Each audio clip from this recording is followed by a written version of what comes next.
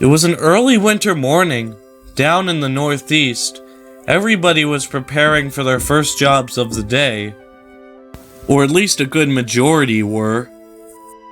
Many of the toys and other employees were clearing the tracks, repairing the tracks, and other stuff to make sure everything ran like clockwork.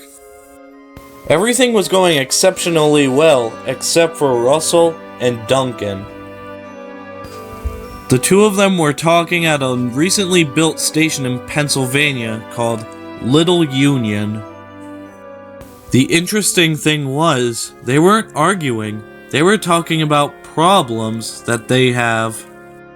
Russell was the first, though, to talk about his problems. Ever since that incident in April, where Russell's father nearly got the Northeast delivery industry into a lot of trouble, was on his mind. I love my father, I really do. It's just, ever since my mom died, he's been going off at me and everyone else, and I'm really the only friend/family member that he's got left. Yeah, I hear you, Russell. And even though I may not like you, I feel quite bad for you, laddie. And speaking of problems like that, I eavesdropped on Stuart and Falcon, and turns out Stuart had a really bad past, you see. All his brothers and sisters out in Liverpool were scrapped back in the mid-2000s, and Falcon was his only friend left. And you see, he started to turn evil, and you could probably see where I'm going from there. However, maybe we can redeem the lads. Maybe we can try to convince them to turn good and stuff, you know? Things may not look really well, but be happy, Russell. It's almost Christmas. Duncan chuffed away with his passengers. Russell wasn't sure what to think. Duncan wasn't the most trustworthy of engines, but that was the first wise thing he said in a while. Russell needed time to think this through. What are you talking about? The deal is off. We've been providing for you and Stuart for months now. All I'm saying here is, I don't know if I can keep doing this with you boys. I'm old and out of shape, as you can see. I know Falcon is my only friend and such, but this is really making me think. What kind of team have I joined? I don't know if this is my purpose and such. Honestly, me and Jerry might just walk out, honestly. Listen to me. You cannot leave all of a sudden. We've worked too hard for this.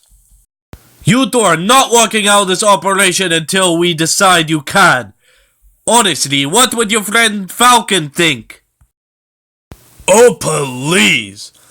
Falcon hasn't done anything to help us out. The only thing he does is cower in bushes and lets me and Stuart do the work. Anyway, me and Stuart are taking our paychecks and we're walking out here. Goodbye.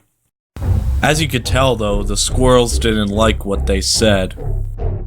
Oh my god! Oh my god! Those are acorn guns with explosives, and I know so too! Why do you have to do this to me and Jerry? We were really good! That doesn't matter right now!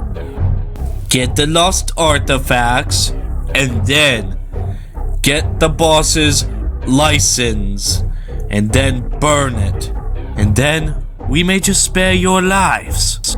Okay, lost artifacts we can get, but the boss's license? How do we do that? I don't know, use your imagination. Falcon will be in charge of you, so you're no longer in charge, Jerry. It wasn't long till it was finally Christmas Eve, and the boss went to see most of the toys. Hello everybody! Happy Christmas Eve to everybody! For everybody here today, You all got your normal jobs, except for Victor, Lemar, and Bulgy. I need you guys to do me a little favor for today. For Victor and Lemar, I need you to go out and shunt a very special train that another engine from a different company is going to take out to Bolstead for the day. I'm not sure exactly what it is, but Vince told me it's a very special train. As for you, Bulgy, I need you to go and pick up the Chance Parade from Little Bark Grove, I think. What was it, Big Bark Woods or something? I don't know, but I'll need you to go pick up all the members. They're going to be performing here at the NorthEast delivery industry. Now won't that be great, laddies, huh? Everybody agreed with the boss, and they were happy with their jobs, except for Lemar and Bulgy. They sulked. However, they had plans to get themselves out of doing their work.